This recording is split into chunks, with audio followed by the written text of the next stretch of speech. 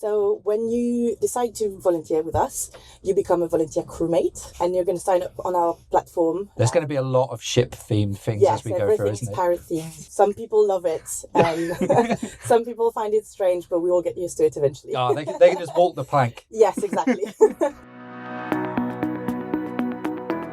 That was Angele Tilly, the volunteer manager at Literacy Pirates. At Literacy Pirates, the mission is clear: to empower children aged 9 to 12 to navigate the seas of literacy with confidence and enthusiasm.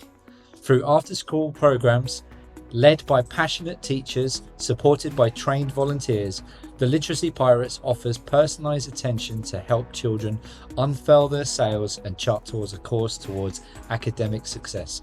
Through Angele's leadership, volunteers play a crucial role in supporting young pirates to develop essential reading and writing skills, fostering confidence, perseverance, and a love for learning along the way.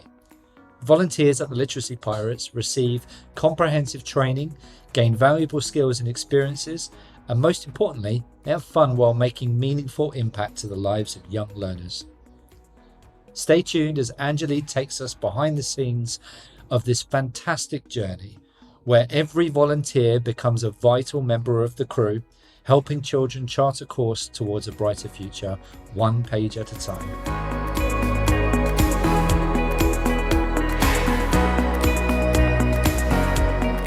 Welcome to the Engaged Volunteer podcast. I'm Martin O'Neill, Head of Marketing at Rosterify. And today I've got Angele Tilly, Volunteer Manager at Literacy Pirates with me. Angele, are you impressed with my French pronunciation? Very impressed. Thank you very much for joining us today. The reason why we've got you on, there's two reasons why we've got you on. You've got some really interesting things to say about the volunteering sector and volunteer management in general. Plus, your charity is genuinely brilliant. And I cannot go anywhere in London without seeing some sort of out-of-home advertising for it. I've seen bus stop posters. I've seen an awful lot of you guys. And even yesterday, you visited the House of Lords, which is, well, you tell me, that sounds like a tremendous honour, right? It was really amazing to be there and to have the opportunity to talk about what we do in this environment of the House of Lords. Yeah, it was impressive. I was very impressed. I tried to stay professional and not look too impressed, but it was quite hard. Yeah, I bet. I think I'd find it very hard to hold my call with something like that. But by the end, I took a lot of photos. Did you guys arrange the day? Is that a Literacy Pirates event? It was. So every year we host a major donor event where we invite people who support us, and when we talk about what we've done this year and what we're going to do next. And this year we were very lucky to be invited in the House of Lords. Let's take it to the start. Let's talk a little bit about Literacy Pirates. So tell me what Literacy Pirates is about and who they help. Yeah, take it away. You've got a great story to tell here. Yes. So we are a charity based in East London, and it was funded by Katrina, who was a teacher in Hackney, and she knew what supports the children had at school and the lack of one-to-one support for some of the children who were falling behind a bit with their reading and writing, but didn't have enough capacity at school to really help them as much as they could. So she decided with a few teacher friends to create this one-off holiday workshop for children and made it pirate themed because that's fun for the kids, and that was the idea, is to make it fun so that the children would want to join. And it worked really well, and she managed to get loads of volunteers as well engaged, and she decided to keep it as a permanent thing, so she created the charity. And initially it was just in Hackney, and then just before lockdown we opened a second ship in Haringey, and then lockdown happened.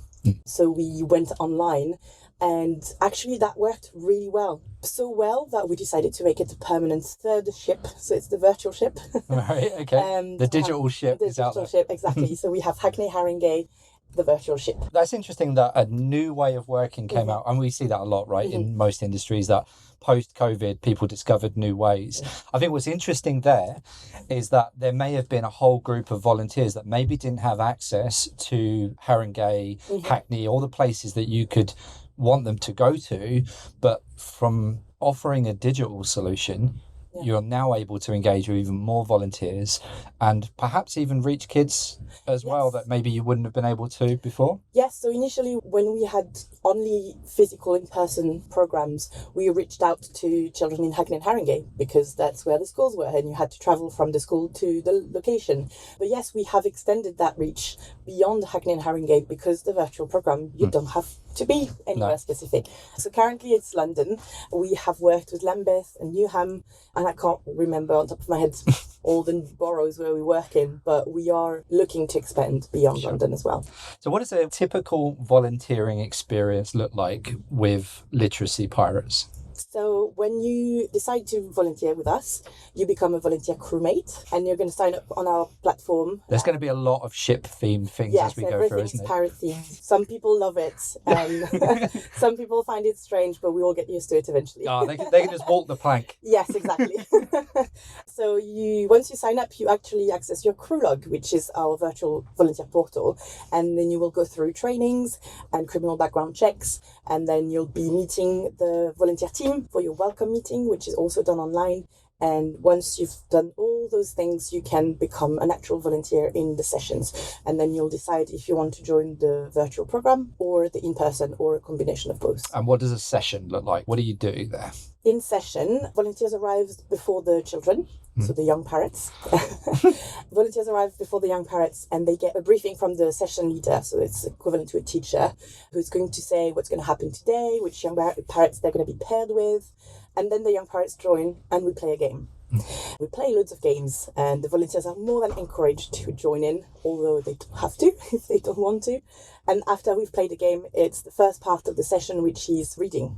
So we all read together a shared text and the volunteers will be paired with 1 or 2, maybe 3 young parrots and be reading together for about half an hour. So tell me about these kids, like what backgrounds are they coming from? And tell me a little bit about that. The children are referred by their school. So we approach schools and we tell them that we are looking to reach out to children who are falling a little bit behind with their reading and writing, but also the one who are lacking in confidence. And when we see that boost in confidence could help them make significant progress. And the schools know their kids best. So that's why we are reaching out to school, and then the schools will refer us to the children and their parents, and then the parents and children will make the decision to join the program.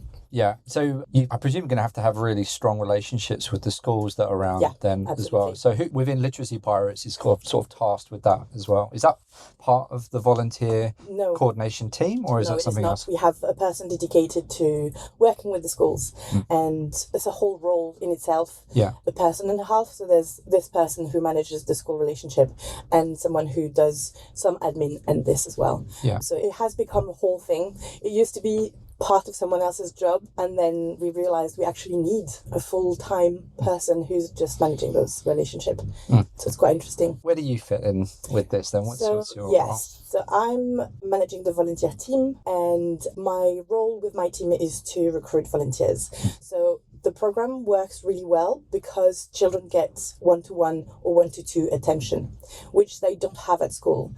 And that one-on-one adult attention is what makes a big difference to the children, and that's why we need volunteers. Yeah. And that's why we recruit volunteers and we try to get as much as we can get.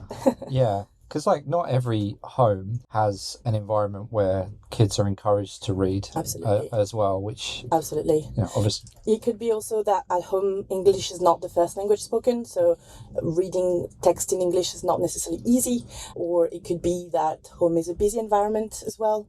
So yes, that's why going to the Young Parrots ship, whether it's in person or even the virtual one, give the space for those children to really read on their own, but enjoy it. We're less interested in perfect reading and perfect grammar. We're more interested in everyone's a writer and reading for pleasure pedagogy. That's our big focus. Do you get involved too, with the sessions, or are you kind of more facilitating in the background, or? Yes, I'm more in the background. I have worked very closely with the education team, so the people who actually build the program and deliver it, because our volunteers need to know what to do in session, and they need to have, safeguarding trainings as well. We work with young people, so of course there's all this layer of safeguarding.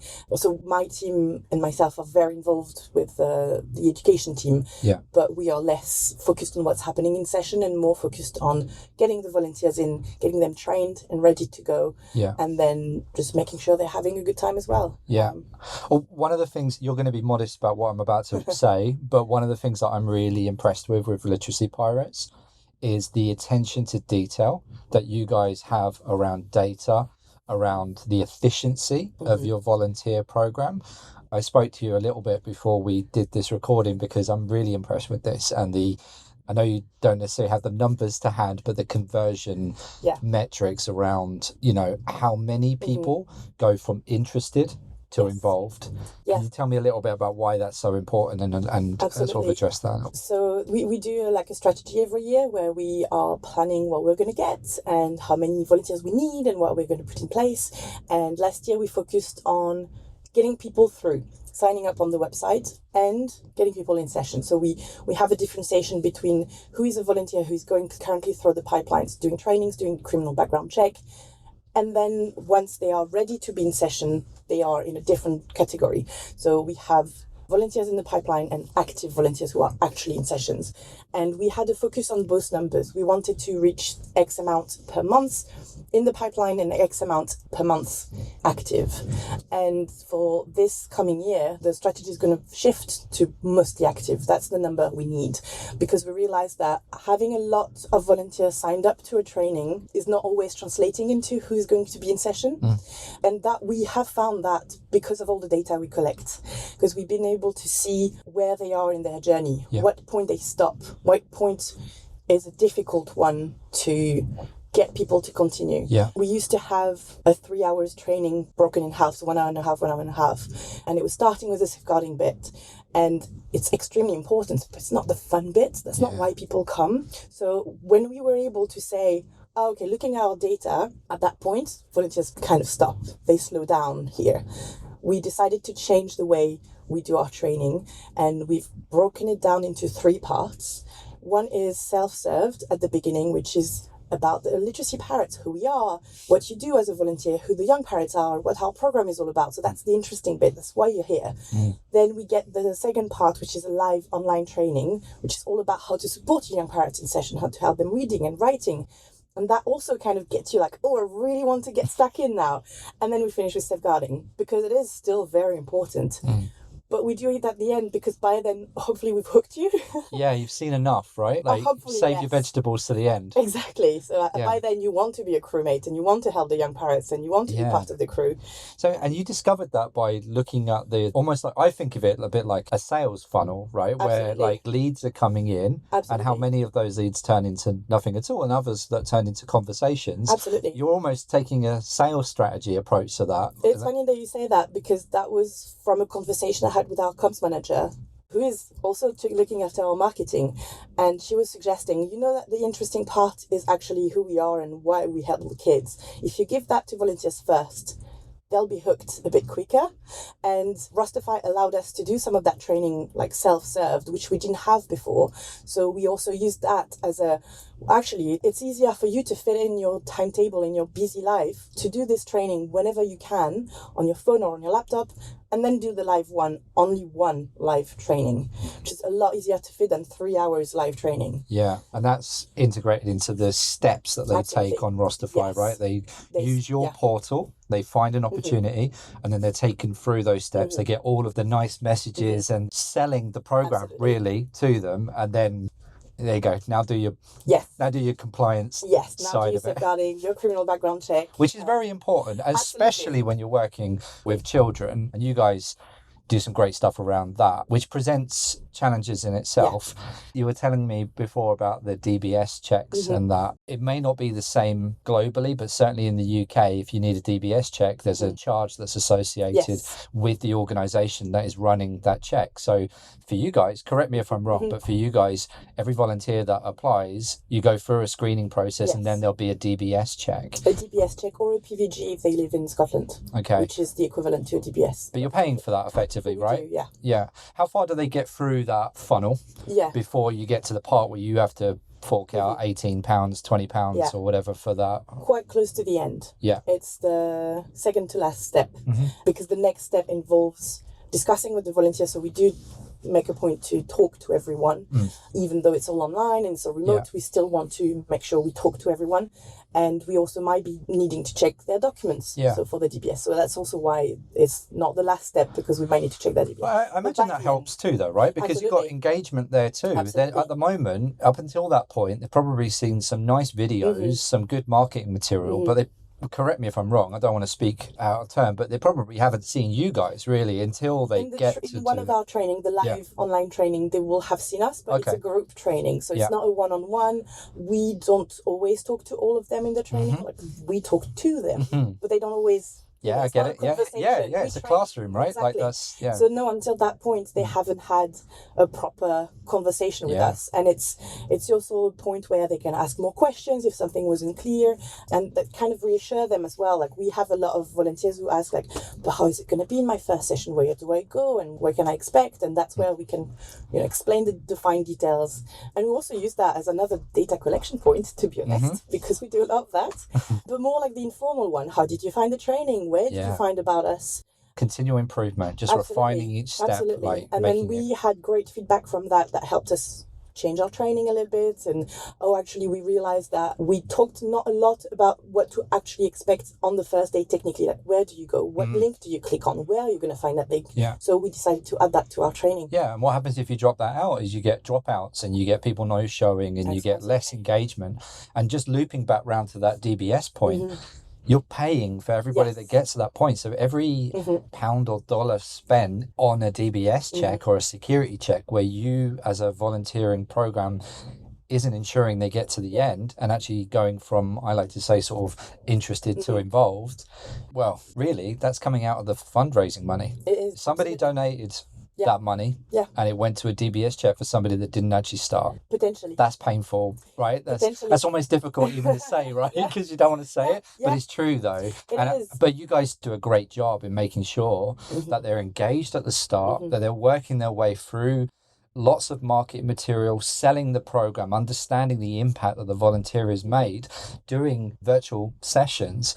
So right at the very end, when you do the check, I've already been through so much easily, not obstacles, because we want to make sure that it's a frictionless experience.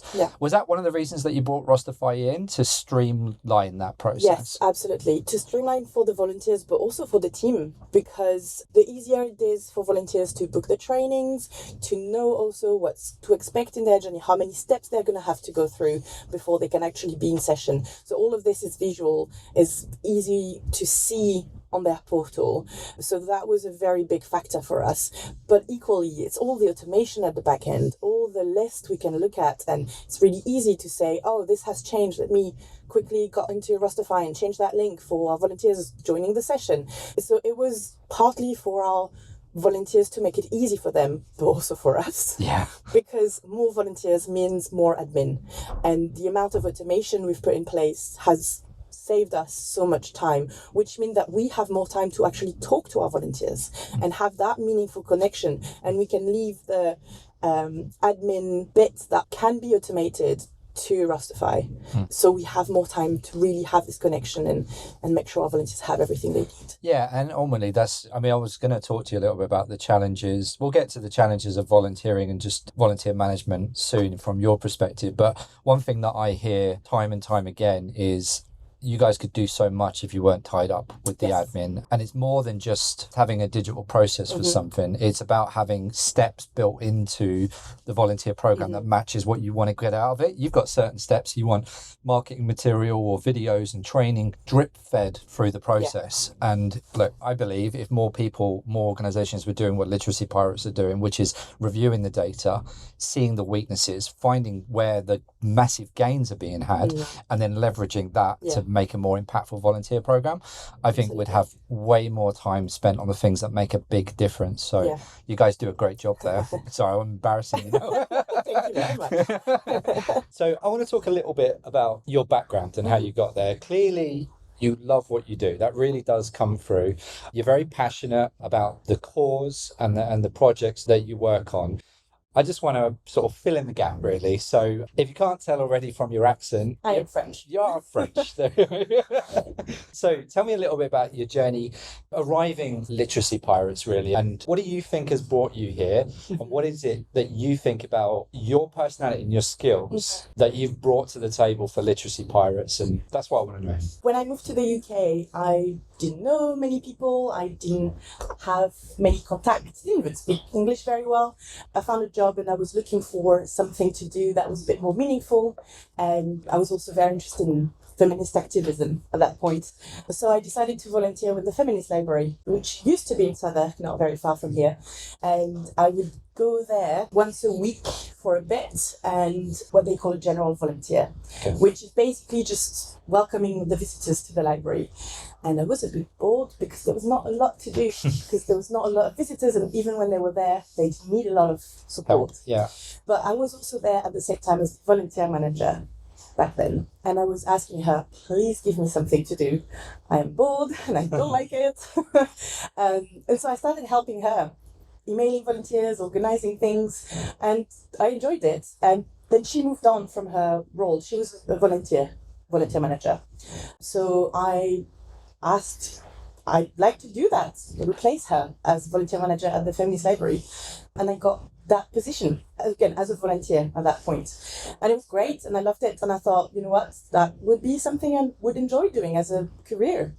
So I did that for about a year and something. Eventually, I went freelance with them. I was working with them once a week as volunteer manager because they really had a need for that. And that really solidified the idea that I want to do that. Like, I like working with volunteers. I like the idea of supporting an organization to get people who are so interested that they are willing to give their time for that organization. Were you involved in anything, like, before you came to the UK? And your career in France and what you studied, was there any signs in what you were doing where you grew up and what you were doing that has meant that you've naturally fitted in here? Why do you think that has happened? And I know everybody's journey is different, but I'm always curious to know how people end up at certain charities. Maybe it's something to do with their heart. Maybe they're connected to a particular cause because of someone in their families maybe, is affected by that particular cause or whatever it is. What do you think that you've ended up on the road that you're on? In charities, because I have worked in many different places, I had loads of jobs when I was in France, very often entry-level jobs, moving from one place to another because I didn't really find something that I liked. But when I started being involved with charity, I kind of clicked that I don't want to work for a company whose main goal is to make profit. That does not fit well with the person I am. I did not like that at all. And that's why when I discovered charity works and you can actually have an income on helping people or promoting the cause or working on something that you actually care about. And that was a turning point for us. Never again. I don't think I will be able to work outside of the charity sector for a bit. And I didn't have that experience in France. I never worked with charities in France. I did it here because it was kind of like, I don't know anyone. I want to meet people. Volunteering is a great way to do that. I'm also interested in feminism as my personal, reading and things I'm interested in. So just an entry point to that. But I didn't think that it would lead to a career. Yeah, it's a great gateway into a community, isn't it? Absolutely. Yeah, like-minded people, passionate. It's quite easy to surround yourself with people that are similar to you when you go for something like that. I suppose if you're chasing the money and Yes. going to a corporate entity, maybe your motivations are very, very different. And how much stock you put into the wealth that you're building around you is probably more to do with your home life than it is to do holistically, the whole, everything about you, your career, plus where you go home to as well. Yes. Literacy pirates then. So you've got it in you to do something bigger than just make other people more wealthy. You've come over to the UK. Yes. You've started to get involved in communities, feminist movements and communities. How did you end up where you are at Literacy Pirates? How did that come about? So when I decided the kind of career I want to have, I looked for volunteer coordinator roles because that's the entry point to volunteer manager. And I found the charity I worked for 4 years, which is Career Ready. And it's a social mobility charity. So they support young people 16 to 18 with access to the world of work, giving them mentors from the world of work, internships and things like that. And this idea of social mobility, I hated school when I was at school. And I didn't get anyone who would just sit down with me and talk to me about my potential future. Yeah. And if you don't have around you people who have been to university, you might not believe it is for you. If you don't have around you people who work in an office, you might not believe you can have that type of job. Yeah. And that's why I was attracted to Career Ready, because it's breaking those barriers. And social mobility is something that I really think is important and would make a change eventually. It's taking care of the young people today so that in the future we don't repeat the same patterns. Absolutely. I couldn't agree with you more. I really could. We work with a few charities. There's one in particular that I just love called London Youth Games. Yes. And are you aware of them? Yeah. And they do some brilliant work around engaging young people and giving them the belief that they can do more than they think. And I think whether it's encouraging them to take up rowing or swimming or reading. I don't think it matters. No, exactly. They just need people in their lives that say, try. Yes. Because you can do this. Yeah, exactly. Not being limited by where you're from or who you have around you. That doesn't mean you can't do other things. That doesn't mean you can't have dreams, And it's just reaching out for a little bit more than what your circumstances are showing you. So in your role, what do you feel are the sort of major challenges in volunteer management at the moment? And I know that you obviously can speak with a great deal of authority over your own particular charity and demographic, but if you wouldn't mind explaining to me maybe a little bit more broadly, like what do you think is out there at the moment in terms of like volunteer management challenges and just the world at the moment and volunteering, what are the issues? And I think there has been a shift recently, or maybe it's because I'm more involved in volunteer management sector networks, but I feel like volunteers were very often seen by charity as a nice to have, as something that someone else can do. So you have your day job, plus maybe you're going to contact the volunteers, not as a resource and a value for the charity. And that has been my battle since I started working as a volunteer coordinator and then volunteer manager, is to help the charity understand, actually, if you don't have money, you can't function. But if you don't have volunteer, you can't function either. And that is people who have a full life, a job, families, commitment, maybe personal issues, and they are still coming to you and giving their time because they believe that what you do is very important. And seeing that as a nice to have rather than a value breaks my heart. Yeah. How do you get that point across? Like, how do you explain there's more to it than that? It depends who you talk to, but I mean, data is always a good one. Yes. The impact that your program has, and show that what happened when your program is delivered by and with volunteers and when it's not. And for example, at Literacy Pirates, we have very clear data that the volunteers make a difference. And when we have more volunteers in session, we have the ratio of 1 volunteer to 1 young person, the progress are better. Yeah. Volunteers are happy, but the young parents also makes a lot. How are you measuring that though? Is that through like satisfaction surveys, or is there testing involved, or something like that? Right. The impact is something we've been working on recently because it is tricky. Yeah, it is hard. Yeah, absolutely. Trust me, coming from a marketing background, I can tell you how difficult it is to attribute something to an activity is incredibly difficult. But yeah. Yeah, so I'm not the expert in the impact in my charity. There's other people who do that, but we do ask the young people at the beginning, middle, and end of the program to rate themselves. Yeah. How do they feel about reading and about writing, and how do they feel about their own confidence? Yeah. And then we ask their parents and we ask their teachers, and we ask them, have you seen an improvement or even a change? Not talking about improvement because you don't want to lead them when you ask a question. Yeah. Have you seen any changes? What, like a behavioural change? Yeah. Confidence. Yeah. So the 3 pillars of literacy parents are literacy, confidence, and perseverance. Because love it. If you can read and write, great. But if you don't believe in yourself, or if you're very shy and every time there's a hurdle, you just stop trying, you're not going to go far enough. Yes. You're going to be stopped very Believe in yourself. Push yourself to do it. Yeah. So we don't just rate reading and writing, but we do because we are a literacy charity. We also rate their confidence level and their perseverance, their ability to bounce back. And we ask this to them. So we ask the young parents to tell how they feel about themselves. Yeah. And we ask parents and teachers. And then we compare, very simple from the beginning to the end of the program. But we also compare that to national data where we can see what the progress in reading age a young person would make in 3 months or a whole year without a program like ours, what type of progress they make and what type of progress our young people make when they are on our program. On the virtual program, I believe, I could be wrong, I might need to double check that, but on a 3 months program, without a program like ours, they will make 1 month's progress on their reading age, but with us, they make 5 months progress. That's incredible. So that's incredible. Yeah, isn't that lovely? I mean, that makes me feel proud. And I'm not even involved. That's incredible. That's really, really good. Yeah. This is why volunteers are so important, right? Because this is the impact that they make. They genuinely change lives. Do you find it difficult to recruit? I imagine because your cause is so impactful and good, it probably is quite easy for you to find people. But now you're kind of like, maybe, I don't know. It has its challenges, I think, but it's not our program who has specific challenges. Recruiting volunteers at the moment is difficult for everyone. What do you reckon that is? I've got my views, but what do you think? I think the last few months, maybe years, it's been a bit gloom in society. The mood is not very positive.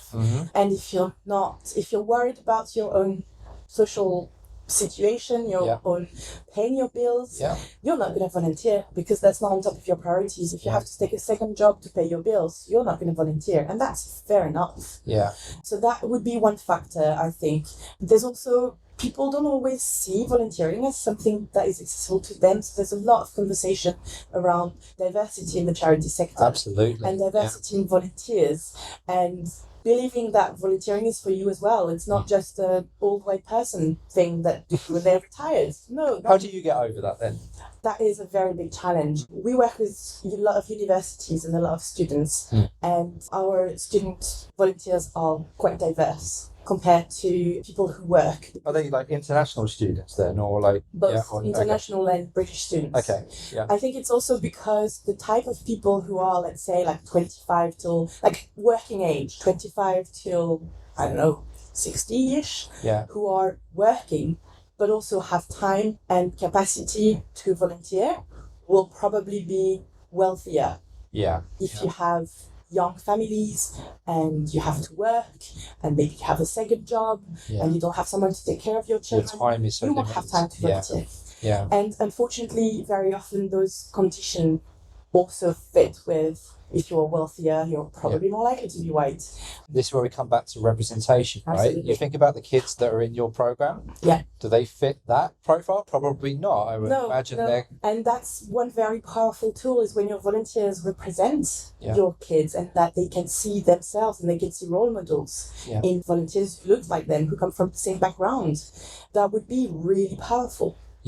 And that's the goal. Sorry about this question, but what's the answer then? What's the answer? Yeah, how do you get like more representation in your volunteers? I don't have the answer. I knew you were going to say that. But I'm part of an EDI in volunteer management, so Equality, Diversity and Inclusivity Forum for volunteer managers, that was initiated by the GLA.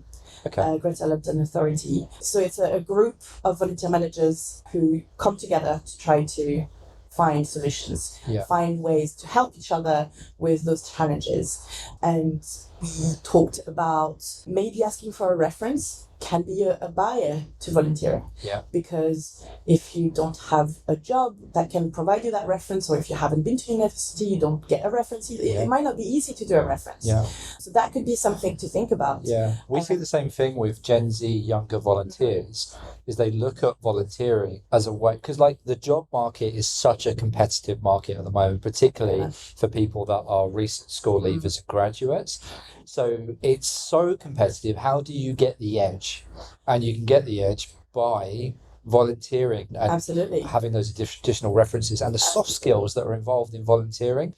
That's, I mean, like, where else are you going to get people management, project management, all of those personal skills? If you're able to work with a 9-year-old who doesn't want to read, and you get them to read, or you get them to read their text in front of everyone, you've got some skills. You've got some stories to tell. That's what you've got if you're able to do that. Absolutely. Yeah. Yes. That group, the EDI, that sounds like a great initiative. And I think like there probably is an answer to the challenge, but there's probably more that we can do as a sector to help us get there. There isn't going to be a silver bullet, right? But but I think talking about it and making sure that the recruitment programs for charities that at least acknowledge that you don't, you should be advertising for volunteers. What you should be doing is segmenting your advertising so you know that you can reach certain groups to show representation of that group, not just using a one-size-fits-all. Would you agree with that? I do agree with that. There's a lot around language that you use as well, who could make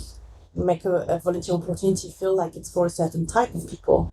In the EDI forum last time, we talked about recruiting trustees, which is a different type of volunteer role. But we were saying how if you put your job ad and you said you have to have experience in leadership, that is reaching out to a very small group of people. But if you say you have been exposed to leadership, or you are interested in gaining experience around leadership, that will open it up. So the language you use also matters very much. I love that. And also making your ads, visually visible and accessible for people who have visual impairments, for example, or any neurodiversity you can think of. There are lots of things around that you can do to make before volunteers even join you, make it more accessible and more inclusive already. Yeah. Neuro-inclusion, neurodiversity are two areas I think are grossly underrepresented in and I don't even mean in volunteer recruitment. I just mean recruitment in general. Absolutely. Across the board, I don't feel we make enough, because there are some wonderfully skilled people that might have dyslexia or whatever, ADHD and conditions like that you're going to miss out on. Because you're not willing to bend a little bit when it comes to the marketing of your program and that. You guys do an excellent job when it comes to recruitment. I've seen a lot of your marketing material, your content material, your videos. Rostify loves working with you, and we're really, really pleased to have you as our customer. How did that start though? Like, at what point were you involved in this as well? Was there a point where it was like, we need to do something about like how we're managing volunteers at the moment? Yes, so we used another volunteer management system before, and I was talking a bit earlier about the admin workload on the team. And we have very big ambition to grow at the Literacy Pirates. But as I was saying, our volunteers are absolutely part of that growth. We can't grow if we don't have volunteers. So we need more volunteers. Okay, let's recruit more. But that will kind of increase the admin work, the amount of volunteers you have to sign up to training, contacts, and an email. You can't scale that volunteer recruitment without at least acknowledging the admin work. And it's also not scalable financially. If every time you get more volunteers, you just get more staff. Like, what the size of the vol team is going to be. If every time you get 10 more volunteers, you get one more vol team member, that's not going to work.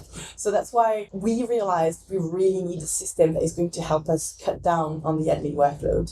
And we went from a system where if someone wanted to book a session, they had to email us Right. to a system where they can just go somewhere, see a series of dates, and click the one they want. And if they can cancel, if they need to cancel, they can do it themselves. Yeah. If they want to book a training and then their calendar has changed and they have to reschedule, they can do it themselves. We talk less to our volunteers, or at least when we talk to them, we have meaningful conversations. Yes, not just chasing something. Exactly. And our inbox is not filled with emails about small things like, how can I do this? Where can I find this? Yeah. Can I sign up for this event? Can I cancel this event?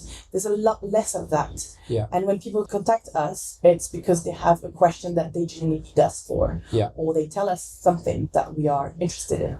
And that has helped a lot. Yeah. Do you complete that feedback loop as well to say sort of like, thank you for giving your time? Absolutely. And like, that's an element that and I'm being honest here, I often don't even bring up on these conversations, and I really should. The rewarding of the volunteer and closing that loop is really important. Like, what do you do there?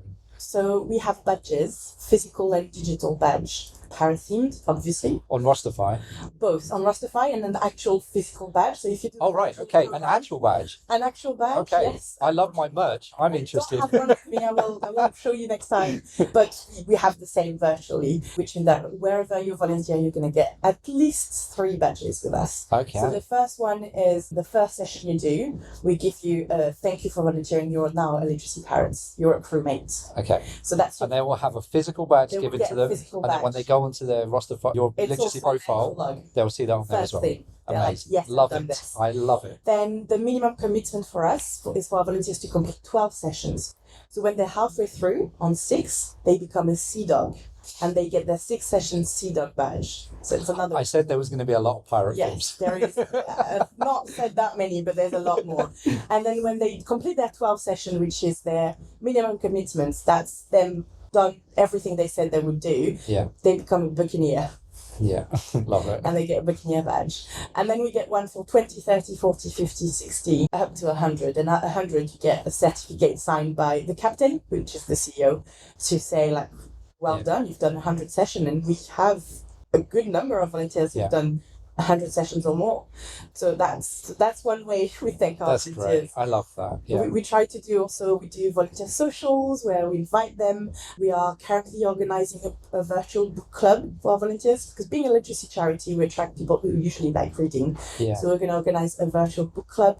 So we also want to build this community around volunteers to make them feel like you're not just doing your thing and then leaving, you're part of the community. Yeah. As a way to say thank you as well. Just completely unrelated. How do you choose what books and literature? We haven't started yet, so we haven't picked. But we were wondering really how are we going to pick the books. Yeah. And I think we're going to pick a few and do a poll and ask volunteers which book would you like to I love that. Like that. Doing polls and all that. Yeah. Okay. Because that's a I good don't idea. know what book we should start with. That's another thing that you can do through Rostify then, right? Put a poll on there, get the word out, find out what people want.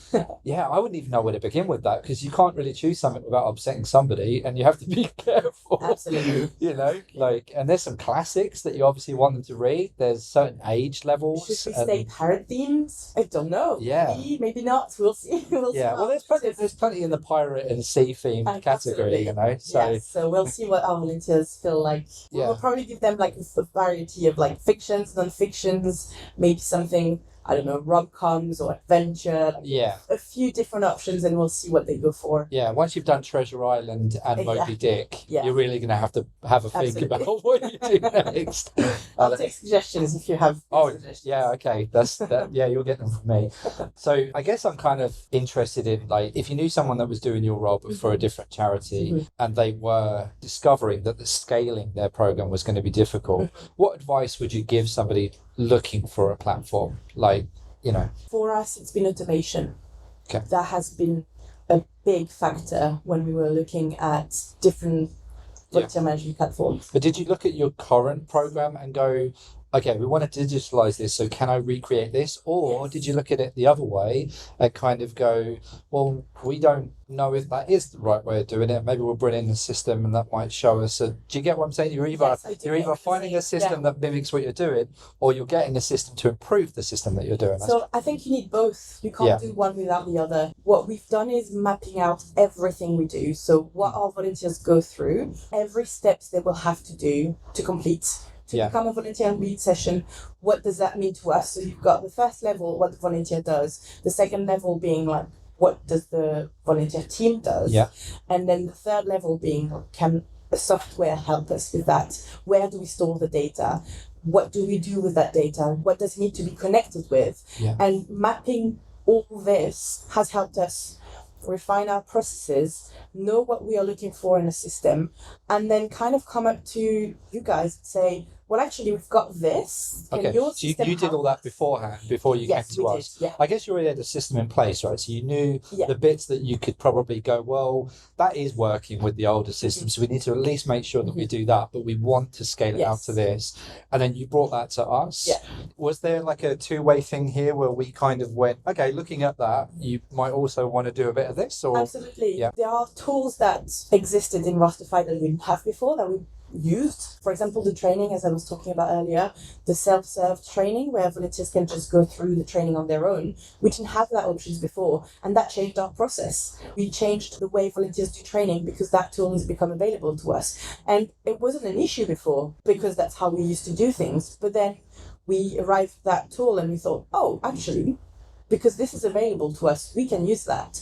Yeah, it's just a lot of ways of like thinking about your own processes, seeing what is available in front of you, and kind of going, where can we link that? Yeah. And also, I don't know if it's just me, but sometimes you get stuck into just doing the things you do just because that's how you do. Yeah, right. Rather than questioning it. Exactly, and improving things that you can improve and dropping steps that are not necessary. Yeah. Or are not necessary anymore. Yeah, well, that's what we hope to do as a partner with you guys too, is not just provide you with a platform that just mimics what you're doing, but also hopefully get you guys thinking about what else could you do, or is that even necessary? Exactly. Like, is there a way of stripping some stuff out or streamlining it? So in a kind of nutshell, what difference do you think it's made to the organisation? Just like a sort of sweeping statement, me fishing for a quote from you. Get that quote. So obvious, aren't I? I would say our volunteers are going through the pipeline a lot more easily than they used to, and it gives us at the Literacy Pirates a lot more time to have meaningful conversation with our volunteers because we spend less time fixing little things. And that has made a huge difference because it means we have more volunteers in sessions doing the things they need to do and spending less time doing the trainings, doing the criminal background check. Like, that's not the interesting bits. The volunteers come here to volunteer, not to do a training and to spend hours online portal trying to figure out what the next step is. If that is very clear, the volunteers will come to sessions. So I would say that that's what Rustify has helped us with, just making that that journey smooth. Okay, my last question would be, if there's one thing that you could change about the volunteering sector at the moment, and even if it's something that we've already covered in our chat, what would you change if you could wake up next week and it wouldn't be an issue for volunteering? What would it be? I would say making volunteering part of what you do in life, like not being a barrier to work and to income, having workplace that facilitated more, and not just people who work in offices, everyone being able to devote time to volunteer because it's part of what society needs. I love it. That would be my dream. It'd just make the world a better place, wouldn't it? Yes, it would make people more connected to each other. Yeah. Because you would be doing your job that brings your income, but you will also be doing work in the community that brings a better community and brings you some... I think, like, I love that, by the way, but I do think, maybe it is just the UK, I don't know, but I think there is a loss of a sense of community in a lot of areas of the country. Not all of it, and there are some great things happening across the country to try and bring that together. I think time is a massive obstacle, and if more organisations gave their employees a chance to go and volunteer and take part in something, which we are seeing a lot of. I mean, even Rustify, right? We're encouraged to volunteer. We regularly do, not just the customers that we work with, but for any organisations, really. But I see it in friends and family and the organisations that they work with, that they give them time too. So I think that there's hope in what you're... There is hope. It's happening more. Yeah. But it is happening in organisation where the people who work there already kind of have the means to volunteer. And it would be amazing if it could be available for anybody. Everyone. You're so right. That's the representation element again. Thank you very much for popping in and talking to us. You've got a great cause. It's no wonder that they saw you at the House of Lords and brought you in, to be honest, because your cause is definitely one that we love speaking about. We love what you guys do. Yeah, thank you very much for being involved in this.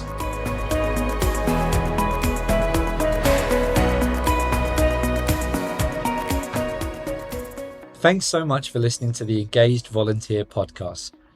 Join us next time as we continue our journey through the world of volunteering. Until then, stay engaged and keep making a difference to your community.